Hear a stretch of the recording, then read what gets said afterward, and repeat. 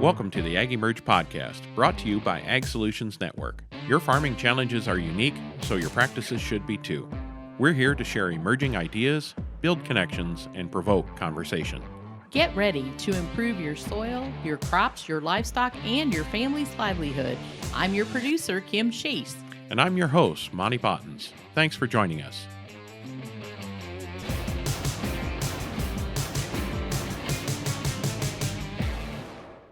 Thanks for joining us. Today we welcome Taylor Henry, a farmer, entrepreneur, realtor, and the owner of Acres U.S.A. and Henry Pastures. From the Driftless Region of Wisconsin, Taylor shares his journey from a career as a county sheriff to becoming a leading voice in regenerative agriculture. Taylor's story is about innovation and a passion for the land and so much more. Join us as he shares how he's revolutionizing farming and inspiring the next generation. Let's dive right in. Well, welcome everyone to this episode of the AgEmerge podcast. Today I'm joined by Taylor Henry with Acres USA. Welcome, Taylor. How are you doing? Doing well. How are you doing today, Monty? Terrific. Taylor comes to us from the Driftless region of Wisconsin. It's always cool to have a region named after non-glaciation, I guess. But Taylor, tell us your story and in agriculture and how you got involved with Acres USA and where you're at today. Yeah, absolutely. Well, thanks for having me on. I appreciate it. I had no background in agriculture while I was growing up besides, I grew up in an agricultural community. I live in Viroqua, Wisconsin. That's where Organic Valley was actually founded. So it was a large part of our community, and for a small community in the Midwest, it's doing pretty well, and you can see the ripples from what Organic Valley has started. But I actually became a cop when I was 20, and I was really into sports when I was a kid, and into high school and college. And then, I was always obsessed with land, and I think it's one of those things that are innate in you, or you just have a feeling that you're supposed to be doing something with the land. I came to that through hunting first, and we were going to become a traveling hunting show. So while I was a cop, we started, getting some video cameras. I started a video production company, and really it was just so we could go travel the country and hunt turkeys and hunt deer and mule deer out west. And I was able to, quit being a cop, got into entrepreneurship and business, read 100 books in my squad car the last year I was a cop, and said my goal is to buy a farm and buy some land so I can have it to, control it. And we were able to do that, within 2 years after I quit being a cop. And once we had a contract for land, I decided to start looking into what am I going to do with the land besides hunting. And thankfully, the first book I read was Dirt to Soil by Gabe Brown. And the second book I read was Restoration Agriculture by Mark Shepard. And I did the same thing I did with business. I got a little bit obsessed and read about 100 books on agriculture and regenerative agriculture that winter. And I realized Mark was about 20 minutes from where I'm at. So I was listening to his book and driving around his farm, just kind of stalking him and trying to get an idea of what he was talking about in the book. You read all these books, but you don't get to actually put your eyes on the actual farm that they're talking about. So it was a pretty unique experience. And, that was the beginning of I have this entrepreneur and business drive. So, one of my first business ventures I thought of with our farm was, I think people need a high quality source for locally grown sod. And thankfully that was right around the time, I read Mark's and Gabe's book, and it didn't exactly meet the soil health principles if you're going to do a sod farm. So we landed on rotationally grazing cattle and hogs and chickens and doing the direct to consumer sales. I got out of, one of my businesses was a marketing agency, which kind of got morphed from the video production business. And I became I had a lot of clients who were realtors, and they would hire me to come in and talk about the land and different land listings they had. And I just realized, I don't know why, they're paying me to be the expert on the land, well, I might as well just, get into selling real estate. And so that's what I did. I was selling real estate. We had a marketing agency, and we began our farming operation. So fortunately, I was lucky. I had the website and marketing background where, the direct to consumer portion of the business was fairly simple. Um, but that's how it started. And, obviously Acres I got acquainted with through Mark. Mark's one of our top selling authors, and it was a long process, but we ended up being able to acquire it. Well, one thing's for sure, you're not afraid to try new things. We'll summarize it that way, right? Yeah, But I think a lot of people look at me like I'm crazy. Yeah. no, I don't think so at all. Let's unpack a little bit there. So, when you had the job as a police officer, where was it, local or sheriff, state? Yeah, I was a county sheriff for Okay. La Crosse County. I actually worked, when you first start and you get qualified to be a cop, or you go through the police school, you end up at least at this time. Now it's a lot easier to get a job. When we started, I worked 4 different counties part-time, and I was just taking any hours I could get. And then I ended up getting a full-time job in La Crosse County, and that's where I was the majority of the time. But that's a different way of thinking as an employee that has, there's a pension involved, there's a set number of years of service, then you can retire. I mean, it's road mapped out in a lot of ways compared to entrepreneurship, which is you depends on if you want something different, just wait until tomorrow. It's something different all the time, and there's no set. I'm going to retire here, or those kind of things. How did that mind? How did you switch that thinking in your mind? I think that's important for a lot of people who listen that maybe have a job, kind of have this set path that they can count on to get outside of that into entrepreneurship, into the unknown. Um, how did you make that switch? Well, I think it is a mindset thing. Fortunately, through sports, with sports, you have a lot of control over how far you go. It's this constant. If I work harder, if I do better, I'm going to be able to accomplish this. And there's always this next thing to get to. When I became a cop, the beginning of it was fun because you're working part-time and then you're trying to get a full-time job and then you get your full-time job. And then once you get that, you're like looking around and everyone's like waiting for their retirement in 30 years. Hmm. And it honestly gave me anxiety once I was in it. I was like, I'm not going to do anything, or it's so difficult to move up and to get ahead. I wanted to be an investigator and work on special, cases, and that's what I was really interested in. But that's not really how police departments work. You have to put your time in, and it's more of a time thing versus a quality thing. Um, so I knew it just, and I knew you're looking at a salary that isn't going to change, and you have no control over how it changes. Your work has nothing to do with how much you're paid. And if I was going to buy land, there was no way I was going to be able to do it with that type of salary. So luckily, I had a buddy I had met on my football team my freshman year of college, and he was in this online marketing world, and I just seen him on social media, and I just what are you doing? What different things are you doing? And just like probably you get and I get now, you have people who are interested in it that have jobs.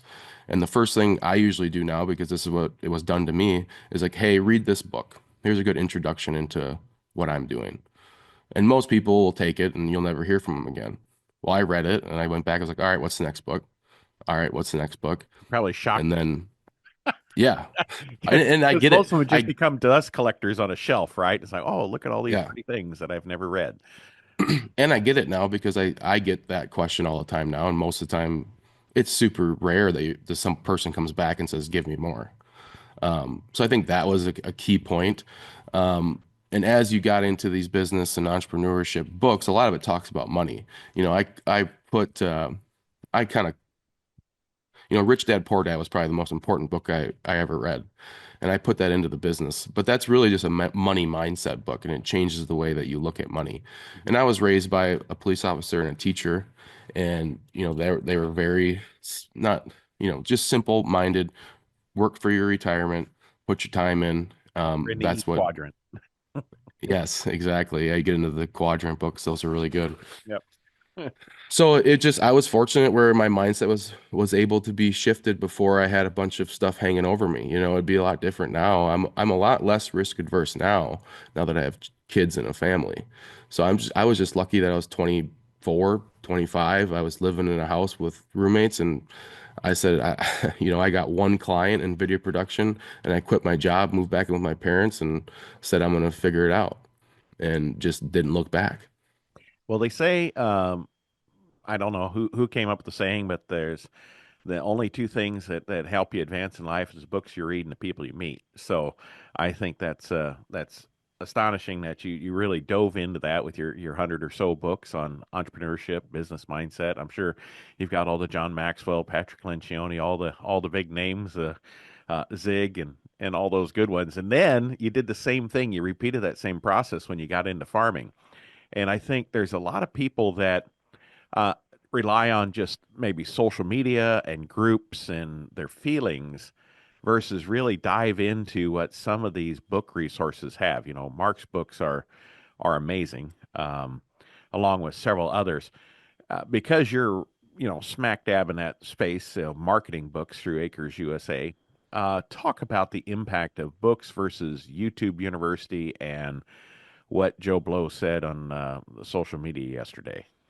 Yeah. Well, I think anybody now that is willing to actually sit down and put together a book, those are some really thought out thoughts and ideas.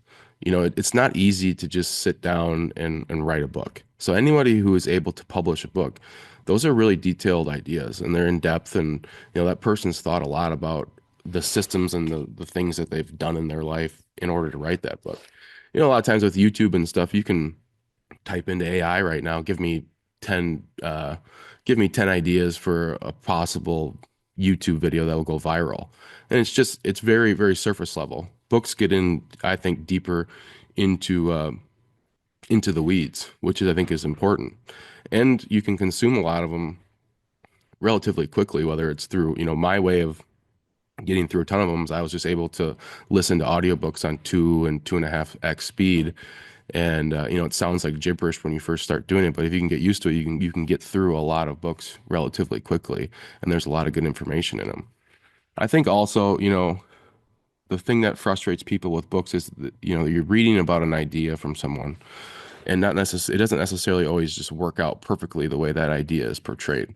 So I learned that first in business because I read those initial books. I'm like, all right, all I got to do is get this website. I'm going to start doing this, and this, and I'm going to be able to retire by the time I'm 30. And your context has to be fit into the situation. And that I was able to understand that and acknowledge that early, where I think a lot of people get caught up and it's like, well, their system doesn't work for me. And you have to just pick all these little different pieces and fit them into your context. And I think that's probably one of the most important things with books too, is they aren't a manual for for your situation. They're just tidbits from other people's successes that you can take and fit into your context. But I like your Ronald Reagan approach there to Mark Shepard, the trust but verify, being so close to him. You know, I did the same thing with Gabe when I heard him speak at No Till and No Till on the Plains. I'm like, okay, this is either if this is too good to be true, I just need to ignore it, or if it is really this good, what he's got going on, I need to be doing it. So, I always tell the story about how I took my wife for her birthday up to North Dakota, just the loving husband that I am, to verify and go to his farm and met him and Paul up there and saw it. And sure enough, it's the real thing. So I think not only do you have to be a consumer of quality information through a book versus just you might get the idea from social media, but you need to dive in, but then you need to do something about it, don't you? Yeah, Talk about how you see people read the books and become librarians versus action takers and what that step is for people that may, hey, they consume, but they don't do anything. well, I mean, especially in the world that we're in, I've been in this info business, I guess, since I quit being a cop, and it is constant. You will have people who buy hundreds of books, hundreds of courses, and their biggest issue is not being able to take action. It's what's the Paralysis of phrase? analysis. Yes, paralysis by analysis, and it happens all the time. I see it in every phase of any business I've ever worked in, whether someone's trying to buy some land in my real estate business, and you get the person who is ready to just take action because there is no perfect farm. The farm ends up being what you make it, And the person who's willing to take action is the one that wins in the end. The person who wants to try to find the perfect place because of all the things that they've read and they have these spreadsheets that are set up exactly what they're looking for, they don't end up ever buying.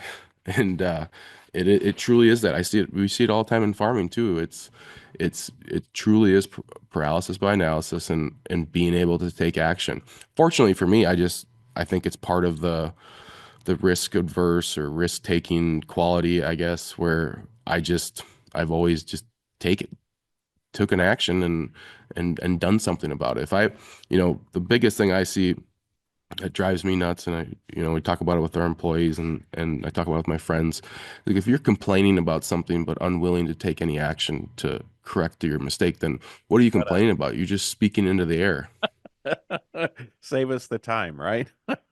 Yeah. Um, my dad growing up, he always had a saying, and I heard it 1,000 times as a kid. He always would say, "Columbus took a chance," and we weren't ever afraid to try something or do something. Just go for it. And sometimes it's better to go for it before you have all the information and then backfill information as you're in the middle of experience it because then you understand that context while you're doing it, right? So you got Yeah. the context of what's going on. So I didn't know what I was doing. We had some cover crops in the ground and we brought in 16 cow calf pairs from the neighbor and said, "Hey, I'll graze your cows for free."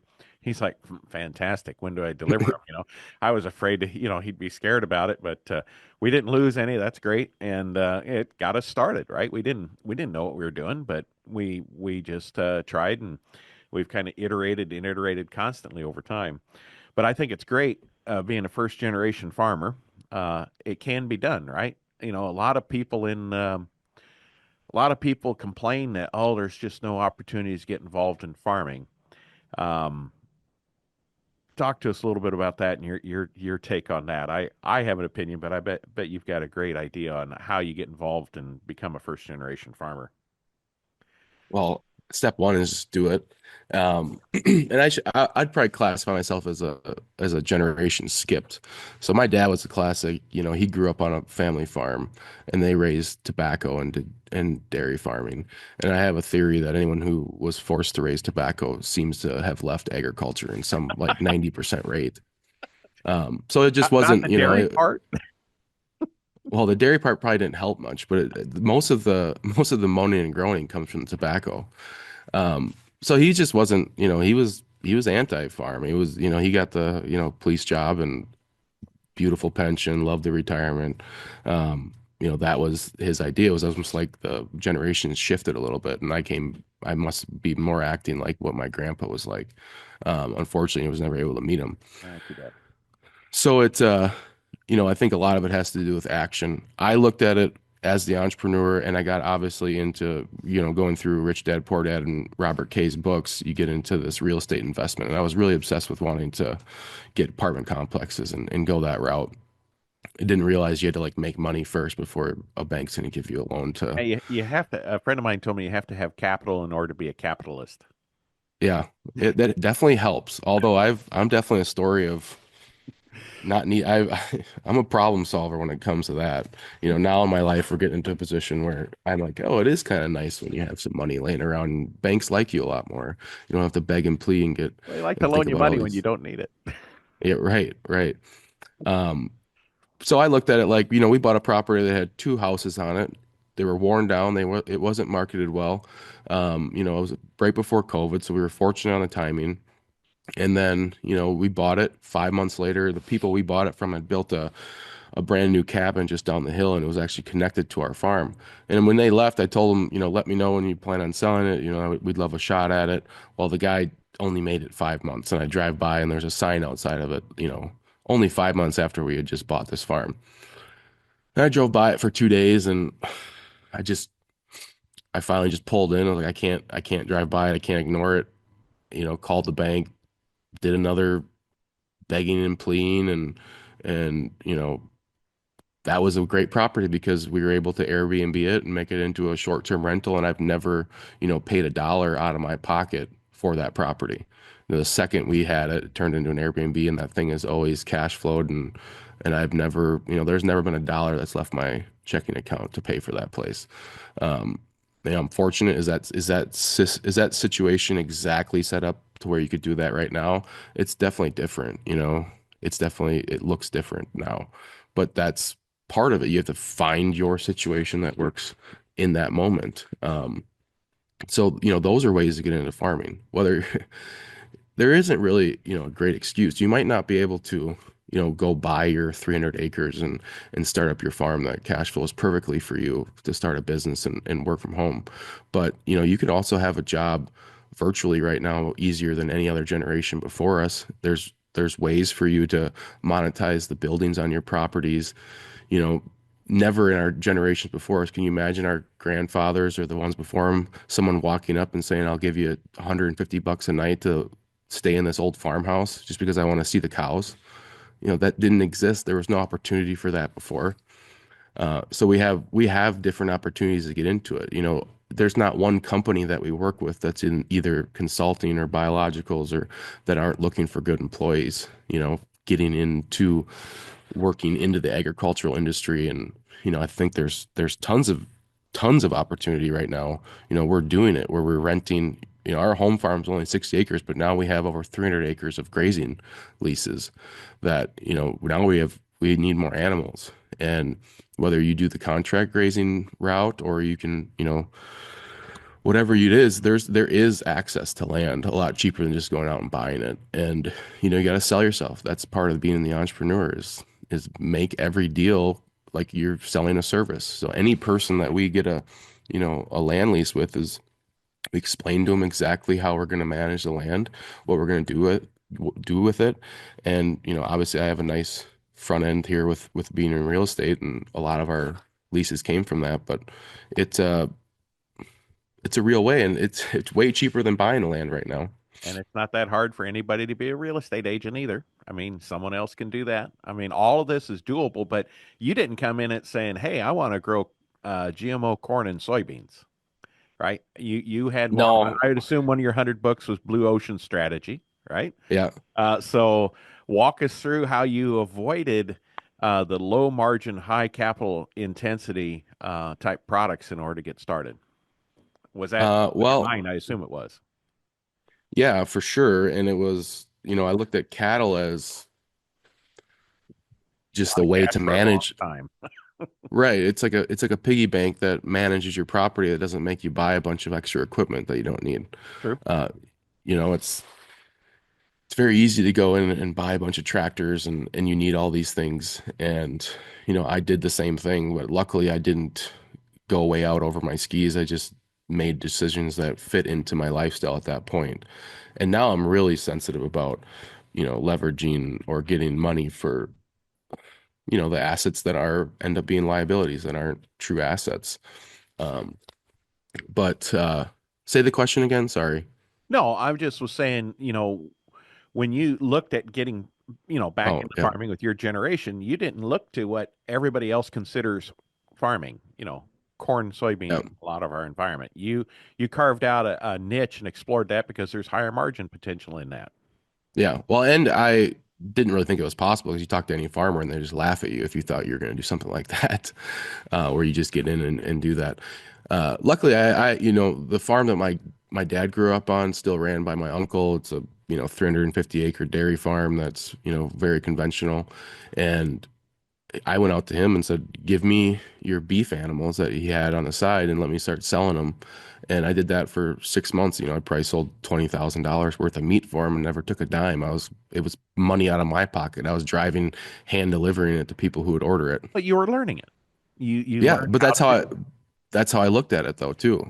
Yeah, you'd You pay know, far more to go to UW-Madison for a marketing degree. oh yeah, absolutely. I'm still paying stupid loans on college degree. Yeah, as you can tell, I don't talk about my college degree in my background. Yeah. I don't use it. But Um, I think that's a great story how you started in that. Okay, here's an opportunity, and then you backfilled and became your own beef supplier to your marketing business. yeah, absolutely. And it's It's one of the things that, you talk about value added products and marketing. You can actually add value by explaining your story and grazing and giving them grass finished meat. You escape that conventional market pricing that you have no control over. And beef has a pretty good backbone as far as like if you got in trouble and you liquidate some of your animals, I can go, 4 or 5 different places in a week and do that and get some cash. So I think it's always been the best option from when I started to, get into it. And it gives you an opportunity because you create systems and operational systems around them where I can completely work a different full-time job and then do that on the side. Well, I had a conversation a week ago here with the farmer, and I said, in commodity farmer, so corn, soybean, and I said, what are what are we gonna? What's your cost of production? You know, and then I said, okay, we're going to grow at this moment in time. We're going to grow at a loss. What are you going to change? And then went to, well, maybe exports will come around. Maybe we'll have a drought and be supply. Maybe people won't be putting as much inputs. The yield won't be as good. And all of these hope for change in the commodity pricing was related around either a natural disaster happening or a foreign country doing something different or everybody else doing something different. It was Yeah. nothing about, in that commodity space. What sort of insanity is this to just keep doing the same thing and expecting different results? And that is where all the commodity farmers are right now. And they know this. They burnt through a ton of working capital in the 24 crop. They're going into the 25 crop on a hope and a prayer, and yet they're not changing anything or willing to try something new. They're just kind of more of the same. When does that finally get people's attention? Because they are losing money. How do you reach those people with the message and the resources that Acres has to do something different? You know what I mean? Because they're just locked in a mental loop that they're not looking for an alternative. Well, unfortunately, a lot of times, obviously, the pain hasn't been intense enough for them to look. It seems hard to believe, but you have generational farms that are sitting obviously in pretty good financial situations and they're able to weather these types of things. What we're seeing is the people who are unable to weather these situations anymore, they're starting to, make the change. And I think it's important, there's so much information, there's so many organizations that are similar to us, where I think Acres is important, and it's what Charles Walters founded the organization on in 1971, is that the economic side of agriculture. It has to be, it's, if regenerative, we say ecological agriculture. In order for it to be ecological, it must be economical. So it doesn't even exist if it's not economical. The practices don't work. And I think that's what we incorporate into our information. We have people who have done it. Look at, Gary Zimmer's books. That's the guy that went out and spent, because he had a separate business. He went and spent tons and tons and tons of money to figure out the system, and then he put it into a book. And it's there. It's there for you to take it. And his kid right now is sitting on, he's got to be one of the most successful farms in his region, because it's just from an economic standpoint, they can weather this type of thing. He made a $500,000 less last year than he did the year before, but he's still fine because they don't have any sort of inputs, and everything's done by them. And it's from the years of correcting and balancing those minerals and getting it to where the ground can thrive and survive and do well without all of the added costs. So in those P&Ls, and I've seen them running around Twitter right now where people are pushing out their projections, and pretty much every crop is at a negative. What would it look like if you didn't have all those inputs? Mhm. It probably would be all right. You wouldn't be like having fun and like getting rich doing it right now, but you'd be surviving and you'd be, operating at a positive side. And I think that's the secrets of Acres. Charles Walters went and got Dr. Albrecht's papers that were going to be probably destroyed because he was getting ran out of the university system because he was talking about this crazy stuff in the 50s and 60s during the big chemical boom. Thankfully, he got those things, and we published, 8 different books on Albrecht principles. And it's insane that like those are just the core principles of balancing and mineralizing your soil to get away from the chemicals that we're dependent on right now. And you have people who have taken that book, and Gary's large part of Gary's book is surrounded around that. You know, Brunetti's book is a big part of that. There's people now that have taken his work and they've put them into their own context, and they're successful. Um, they really are, and I think that's where we can have our success with Acres is number one, be respectful, because I don't think anybody wants the finger pointed at them, and they don't want to be told that they're, been doing something wrong, but welcoming people into this and then showing them behind the curtain of these operations how they're having success, and then trying to fit it into their situation, their context. The AgEmerge podcast is brought to you by Ag Solutions Network. The ASN team is hands-on, digging in and invested in regenerative agriculture. Along with the proper plant nutrition and biologicals to boost your soil microbiome, we provide the ideas and implementation guidance to support you on your soil health journey. So stop farming the same way and contact Ag Solutions Network today at asn.farm.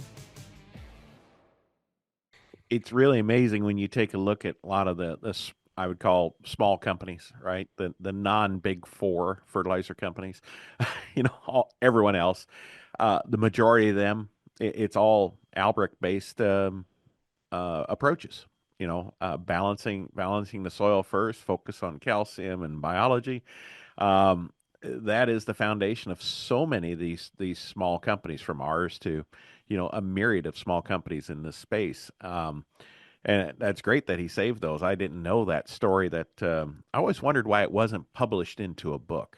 So that kind of answers that question there. It's the papers are a collection together. Um, that's very interesting. And and then later on to come find out, Bob Kremer at the University of Missouri too was the guy that kind of discovered all the bony things around glyphosate. So which has been Yeah, continued on by others. So there's some good things that have come out of Missouri. But so yeah, the Acre story. You said 1970 is when it started, and I mean had a huge history. 1971. 1971, huge history behind it. Walk us through the story of Acres and up to where it is, and where you really see being able to grow um, that the distribution of information into the future. Yeah. So Charles Walters was the guy that founded it. He is, a very special person. If you talk to any of the I think like the godfathers of our industry now, Joel Salatin and a lot of folks like that, they have a really soft spot in their heart for Charles because he was such a unique individual. But he grew up in Kansas, and he grew up during the Great Depression, so he had that economic background, and he became an economist where he just, he knew, and I think his dad had put it into him that, as these chemicals and all these things were coming into agriculture, they grew up through that. And there's some people, Joel has a similar story with his father where their dad was just, they didn't trust it. They didn't like the idea of it. They stuck to the natural farming methods. And that's, luckily Charles had a lot of other skills, and he was working with a few different organizations like the NFO and Rodale at that time, and they all were kind of trying to accomplish a similar thing, and they all kind of split off and did their own stuff. And Charles formed, Acres USA because he didn't see a publication that was talking about organic and alternatives in agriculture, even at that time, because everything had so much money moved into the chemical world that he just saw all these publications were getting taken over by, these ideas that kept more chemicals. We're developing this silver bullet for farming, and he wanted to create a separate idea. So we've been publishing a magazine since 1971, and we still publish it each month. They started their first annual conference in 1975, so this year will be our 50th annual. And He started publishing books as well. And we've published over 130 different titles, and then, we sell, 300 and 350 plus more titles than that. But they came up through the time where it was very unpopular to have these ideas. And, that's Acres grew, really was a grassroots type movement that came with a bunch of farmers who were looking for alternative solutions, and Acres was one of the only places they could find it. So from there, Charles died in 2009, and they sold the company to a little bit more of a corporate type entity. And, I think the information changed a little bit, and it was difficult for that business to understand what farmers wanted to hear because there wasn't actual farmers in the business running it. So we were able to buy it, 2 Decembers ago, about 15 months ago. And I looked at it like, I'm just going to take the advice of Charles Walters and we'll just get it back in the lane of where it's supposed to be and speak to the farmers who are in this world. And, one of the big things is you take over a magazine. Magazine businesses are difficult right now. There's not, I think anyone listening to this probably used to have a magazine subscription to something, but now they don't, and they don't really remember why they stopped. And that's a very similar situation that, we have.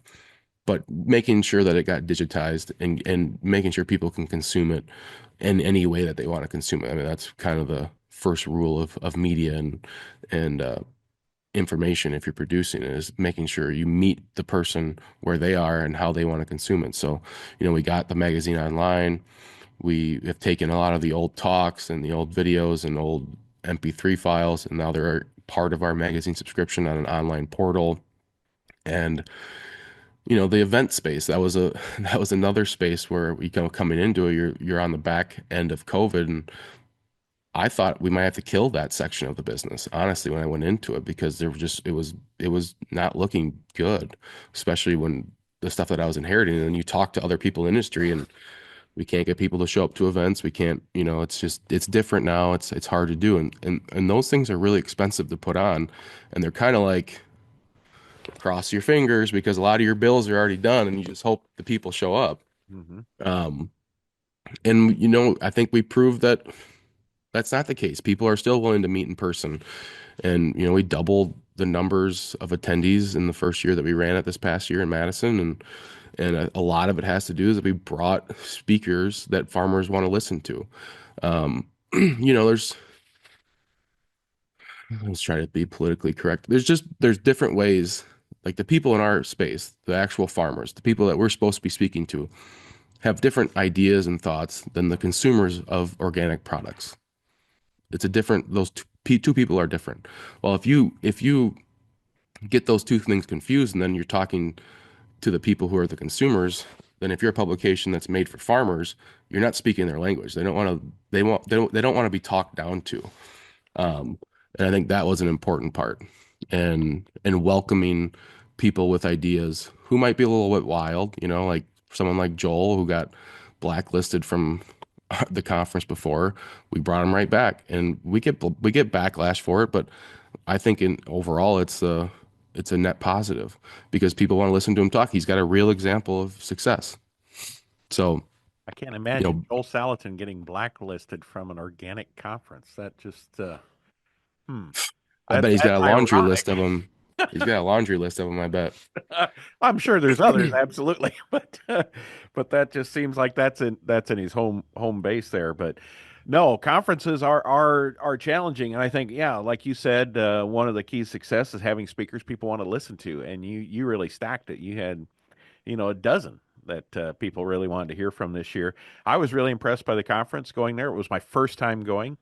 As I told you, I was a little worried about going because I don't own Birkenstocks. I don't have a man bun. I was a little worried that I would look a little too out of place there, but it wasn't that at all. It was kind of all the regenerative, farmers that are really looking to make a change, and I think that tide has changed. Right? It's not outcasts anymore. This is kind of bringing what consumers want and what farmers want to do, and it's becoming a larger percentage of farming. And Well, it's it, definitely it, more it was mainstream than it ever was before. right, and there was an energy there that was just awesome. So. I'd highly encourage anyone that's listening to attend that. I assume it's going to be in Madison again here next year, and it's a great conference first part of December. So you just get out of the harvester, and you can start meeting season off with a bang.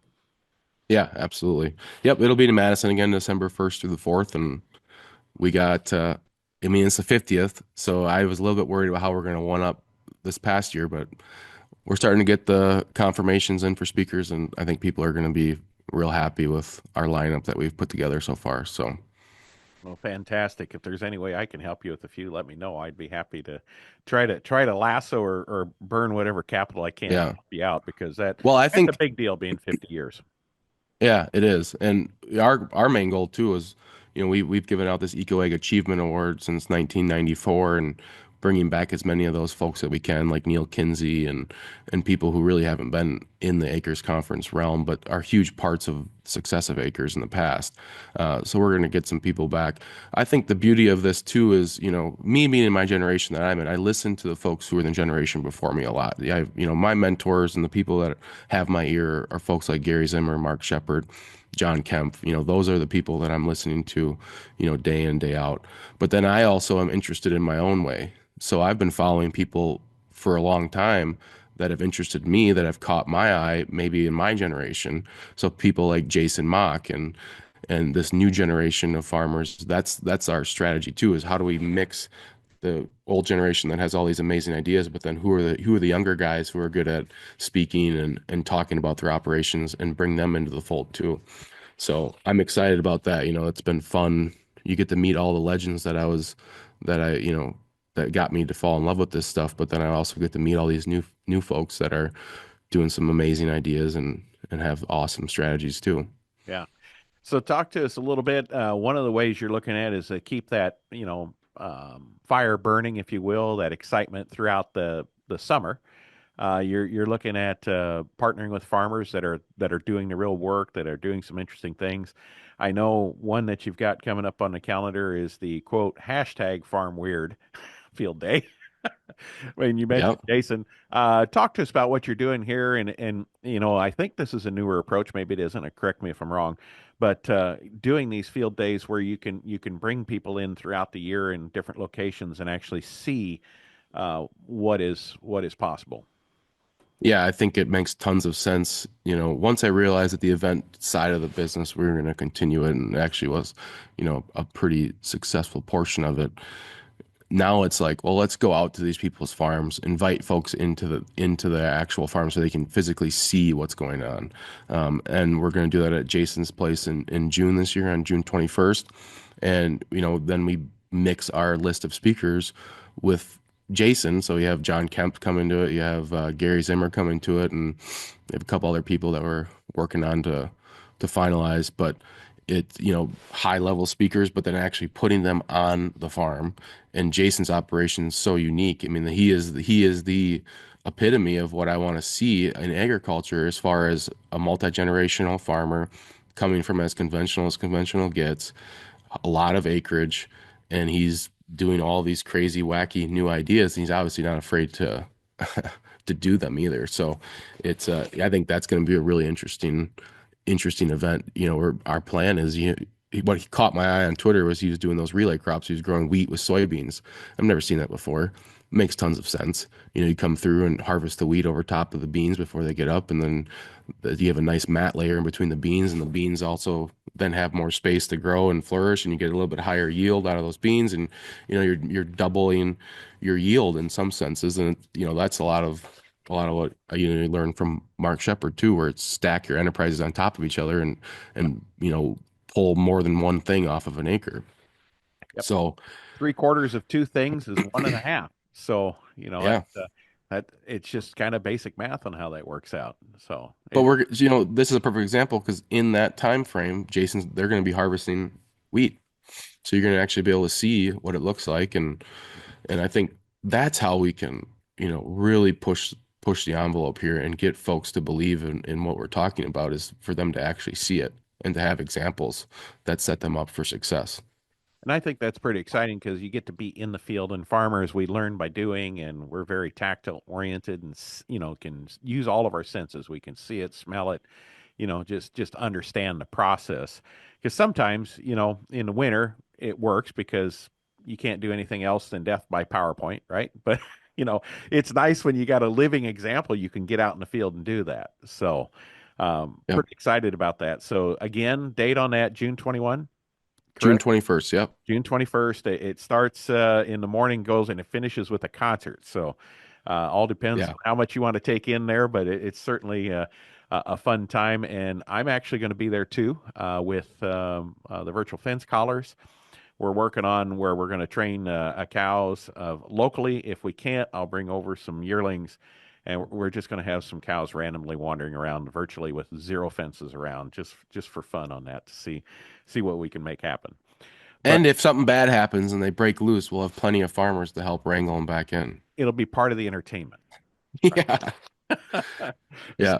no, a little bit of a pressure story. We actually had just put the no fence collars on for the first time. The cows had been through training. They'd had about 10 days, and we hosted a concert at our farm, and the cows were virtually fenced behind the stage with 300 people from town listening to the concert. So that was high pressure, and the CEO and founder, the two people from Norway, were there with no fence watching it. So nothing happened then. We're going to hope nothing happened at Jason's. So Yeah, I had my wedding at our place, and and one nice thing about rotational grazing is you get to time things up. So I was able to time. We moved the cattle into the paddock right behind the wedding scene. So all of our wedding pictures from when we got married all have cattle in the background. awesome. That's fantastic. What are you looking at expanding that more, you think, in the future, almost to Well, where, we different regions and different ideas? I think that'd be pretty amazing to do. That's the goal. So we have we're always going to have one at my home farm where Acres is located now. We took an old machine shed on our place and turned it into a warehouse and office. So all of our books are here. We had our first annual one this past year, so we're going to have that one again on July 11th. And we have Will Winter and Steve Campbell and Gary Zimmer that are going to be at that, and we have a couple more that we're still locking in. So that'll be a lot of cattle focused. And then we have one in Oklahoma and North Dakota, and those are still getting ironed out. So yeah, working. I'd love to get one in Texas. We have some plans for that in 26, and then we really need to get over into Pennsylvania, Ohio, and get some events scheduled over in that area. So yeah, I see. Um, I envision if we could do. They're a lot of work. So they're a lot more work than they seem. So in my mind, I'm always like, yeah, we should do one once a month. But then internally the team's like, okay, are you gonna hire more people then, or, Like, no, um, no, yeah. I think I think one of it's, part of it's gonna be like once we do them, you're gonna get better at them, and they won't be right. so time And consuming. But besides, they don't need to sleep, do they? that's my opinion. But Yeah. yeah, no, But that's no, why I think cattle that'd are the be best. I think that'd be great because there's just a lot of here's the deal. With farmers, there's a lot of events to go to. Okay. The problem is there's not many good events, and it's hard to get farmers engaged because they've been to so many poor quality ones that they're kind of burnt out on it, and plus competition to YouTube, sitting in the easy chair is easier than physically going somewhere and being away from what the daily fire is at the farm. But I think once you have those great events, you develop that following, and then people keep coming because they your brand is then known as great quality events. Yeah. And we're going both ways with it. So part of the event idea is the fact that we're going to get all these people together. We will have video cameras there. We will videotape it, and then that goes into our online portal with which people can, access and buy. And people get a little bit upset, like why we got to pay for videos or pay for content versus, I can just go on YouTube and do it for free. You 100% can. I learned a lot from Greg Judy on YouTube when I was starting out grazing. Where I argue is you have it's a little bit more organized. It's not it's easier to get through, and it's not all over the place. Like it's scheduled in a way, it has a theme, and it's organized, and you have access to things that you wouldn't have on YouTube. And also, we're on YouTube too. We push things out on YouTube. But what if YouTube comes along one day and they're like, well, we don't really like this regenerative agriculture thing. We're going to notch your reach down a little bit. So it's a Or way cattle for us, cattle are bad. We're going to throttle it, cattle, and that has and happened. that's a real thing. Mhm. That's a real thing. And you don't have control over it. Like if that happens all of a sudden and you're 100% reliant on YouTube, the consumers don't necessarily think about it as much, but as a business, we're a business based on media. So we have to have this paid arm, it's, and, a lot of our competitors are grant awardees and nonprofit folks, they're operating in a different world as well. Like we want to provide information. We have an agreement. We're going to give you really good information. You're going to pay us not that much money to get it. And for us, then we don't have to go pull money from different grants or no one's controlling the strings. We control the strings. And that's as long as we're a successful business where we have this agreement with farmers where you pay us a little bit of money. We put together these things and we put on really good, give you really good material in return. That's the way that we want, information and media to be flowing anyways. And I think we're seeing it now too. There isn't very many media companies that are just wildly open free anymore. So, in addition to an amazing conference you're going to have this winter, the extra online resources you're providing to subscription holders, looking at these field days, talk a little more about your vision for the future in the next 5, 10 years, where you'd like to see Acres go, and what you're aiming for there. Well, our goal is to make a really impactful change in agriculture some way, somehow. And without having the information um, siphoned or motivated by anything else. We don't have a company on the back end of this. We're not a biological or a consulting company. We just we're going to survive on providing really good information that gives farmers tactics and strategies to have success. Um, so that grows in a lot of different ways. We're trying to bring on more podcasts. We're trying to bring on more writers. We want to publish more books. We want to publish more online courses that go along with our books.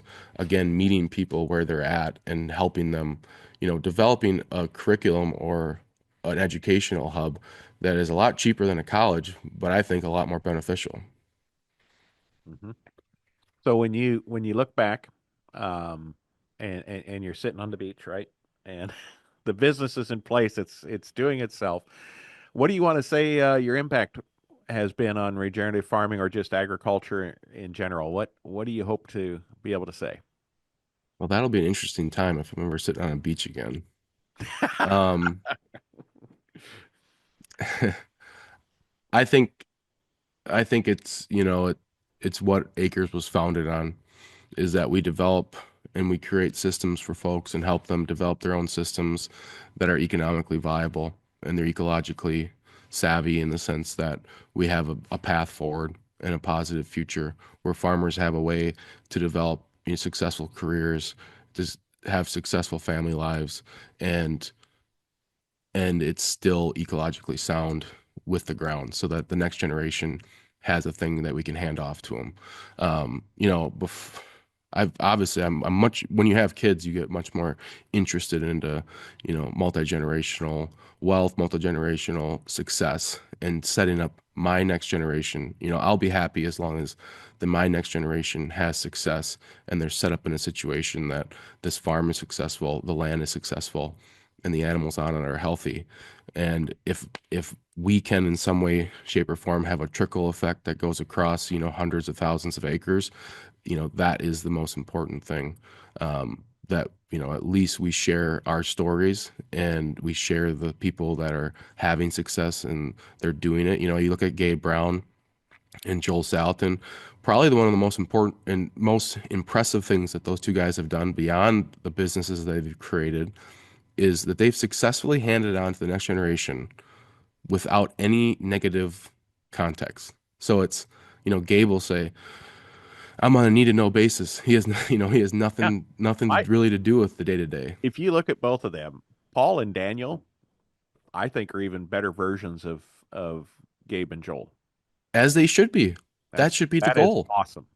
You know that that That's, is that is a measure of success. and I think that's that's a psychological thing in agriculture where um, I want that for everyone to, in their mind, full-heartedly believe in their soul that they want their next generation to have more success than them.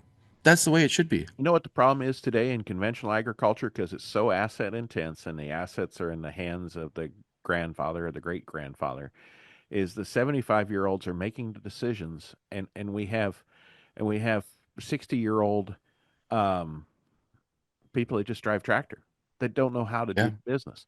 And that is unfortunately probably on over half the farms. And that is a real problem. I think conventional agriculture is there's less opportunities for that, and that's just complete opinion. There's less opportunities for those people to be actively engaged because the assets are held by the godfather of the family. You know, Yeah, and it's a weird, you know, some of it I do think and there's you can't there's a change because of it. The ability to change is throttled because of that. and it's not just in agriculture. I've seen it in business too, where True. where the dad has a really successful business and then the son's working in the warehouse because for whatever reason he just wasn't given the tools throughout because it's when you get bigger, and this is probably the case in these conventional situations, and this is where regenerative is kind of cool. It is difficult to hand the keys over to give responsibility to such a big monster that's moving. Where regenerative, my son is turning 3 in April. He's getting pretty dang close to have his own little egg business here. Yeah. And it's very, very, he's You not can going to kill walk, the you can farm. collect eggs. Yeah, and walk up and sell them and learn about what a great way to learn a little bit about business is how much money have we paid on feed? How much money have we paid for the chickens? And how much money are you making on the eggs? And just those And he little doesn't even lessons. know, today with egg prices, man, he's going to be going to kindergarten in a Mercedes or something. Well, if he Uh, does that, I didn't teach him well enough then. okay, that's true. Yeah. So, talk to us. Probably not everybody listening is an Acres subscriber. How do we subscribe? Go to the website. Talk about that for everyone. Yeah, I think, the core of getting involved with us is, you can obviously go to the acresusa.com and it'll take you either to the bookstore, which has hundreds and hundreds of books that are in this realm. And if you buy them, Um, read them. yeah, buy them, read them. Obviously all of our books are on Amazon as well. We have audio versions available on there. And then the magazine is a monthly publication. You can either get digital or physical, and along with that publication is you get access to this online portal. And there's 3 different tiers you can sign up for. The initial tier still has 75 plus different recordings. With us being 50 plus years of conferences, we have all these conference recordings that are real. They're gold, and they were kind of hidden away. I didn't even know they existed. Honestly, I bought the company, got onto our website, and I was like, what are all these? 450 different MP3 recordings that are like hidden on our site that, people might be able to buy like one at a time. Like these things need to get out and they need to become available. That's a beautiful thing, part of our membership now. Um, It'd so be fascinating to hear some of those recordings from 50 years ago and how they still apply today, and we're still not doing them. well, really, it is amazing because you have a lot of folks who are predicting exactly what has happened. If you listen to all of Charles Walter's old talks, he essentially predicted exactly what we're dealing with right now. Um, but the cool thing about that is we don't even have, I would say most of those recordings are only from the last 25 years. So we have a basement right now. It's stacked full of archival material that still needs to get transcribed and turned into audio and digital form, You need including our magazines. Yeah, because we have right now on the online portal, we have 2004 up until recent for all the magazine issues. So you can literally go through and flip through all the old magazine issues, but we still have from 1971 to 2004 that are sitting in a basement that need to get scanned into digital form. So that's where we're going to continue to grow. And, I think that with technology, there's a lot of interesting things that we can probably do here in the future with AI. And whether you like it or not, AI is going to be an important thing moving forward, especially for small businesses, because what it does, I think it's remarkable Mhm. what it can do. But can you imagine Acres having its own AI module where we can feed it all of this information And at some point, a farmer has something on their phone where they can ask it questions, and you say, "Hey, what does Dr. Albrecht think about this soil test, or what does Gary Zimmer think about this corn crop?" I think that's where our biggest impact could be. Where it's I don't want to say our generation is lazy in some ways, but um, with technology, it has made us lazy. And at some point, I want that information to be available to people by just asking questions. And Mhm. I think we're not that far away from that. The key is asking the right questions. That's true. That's What true. else should we visit about in our time together today? Well, how many cattle do you have? What are you doing with your no fence right now? How do you like it? I like it. It works very well. We got about 250 head, and All on collars?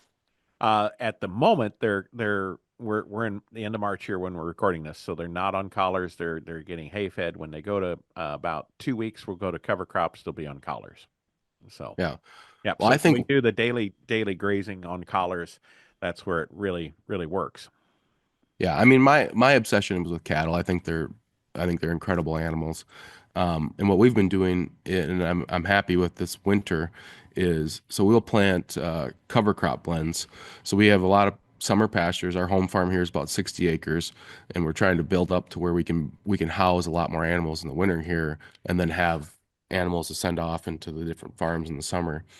Hmm. But I've loved is planting these cover crop mixes and then grazing them with free choice hay.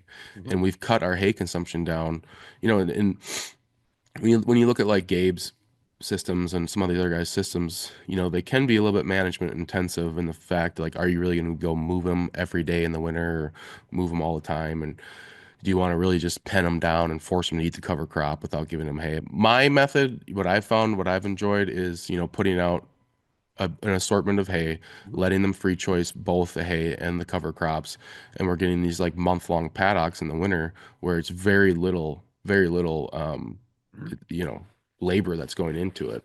Right. And one thing that Will Winter, talked about on our podcast is that we've started using is this apple cider vinegar, and it within 2 days the apple cider vinegar changed the way our changed the way the poop looked, and it got to instead of having that stacked up looking poop that you have in the winter when you have a little bit lesser quality hay, we're back to having these nice chocolate cake type cow pies, and we've dealt with a lot less lice problems this winter, and I'm excited about the future of cattle. And if you think about that, our system that we're doing with these cover crops, any any massive crop farmer like you or with a herd of cattle can do these types of things.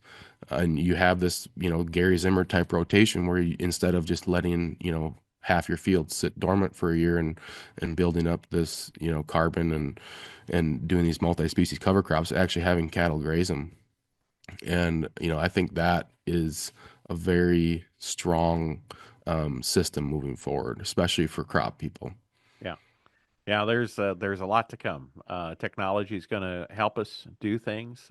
There's the biggest limitation we have is the compaction layer between your ears. So Yeah. I think as you keep bringing people together for live events and educating people with resources they can trust, I think this is a great way for the regenerative movement to continue to move forward. So I just want to thank you, Taylor, for taking that risk, right, of keeping Acres going and really reviving it back to its roots of what it is, and equipping it for today's technology and today's needs. And I think it's intersecting at the exact right time. So look forward to the impact that you make because that's what it's all about. We're here to really set up and farm for the next generation. So excited to see what will come of your tenure there with everyone and the impact you'll make. I appreciate it, Monty. And one of my favorite things about owning acres so far is meeting folks like you. So I appreciate everything that you're doing, and you're a great example for folks living in your region for things that they can do. Very good. Well, thanks for your time, and I'm sure we'll be in touch. And take care now. All right, thanks a lot. What a great conversation. We hope Taylor's story and insights have inspired you to think differently about regenerative agriculture. To learn more about Taylor's work or connect with Acres USA, you can visit their website at acresusa.com. And as always, if you'd like to learn more about what we're doing, visit our website at asn.farm. And there you can click on links to follow us on Facebook, X, Instagram, LinkedIn, and YouTube. There's a lot of great things happening and always something to learn. Thanks for listening.